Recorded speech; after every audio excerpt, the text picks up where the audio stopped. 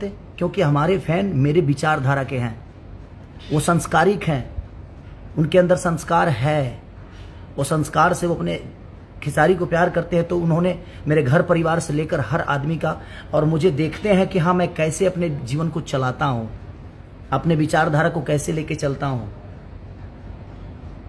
तो आपसे तो आशा भी नहीं कर सकता कि आप अच्छी बातें करोगे, क्योंकि संगति आपका गंदा है, आपके संस्कार ही गंदे हैं। किसी बच्ची को आप लोग इतना सता रहे हो, कल चल के वो कुछ कर लेगी तो उसका जिम्मेदार कौन होगा यार? तुम्हारे घर में भी माँ बहन बेटी है, भैंस के कोख से पैदा हुए हो, हैं? भैंस के कोख से तो पैदा हुए नहीं हो, किसी माँ के कोख से ही पैदा हुए हो। उस माँ को कोख को गाली क्यों दे रहे हो यार? वो भी किसी की बहन बेटी है ना। तुम्हारे घर में भी माँ बहन बेटी होंगी, ठीक है। उसको लग गया, जब नहीं जानती तो नहीं जानती, जबरदस्ती किसी को फैन बनाओगे क्या? हाँ, बेहतरीन काम कराओ ताकि दुनिया जाने।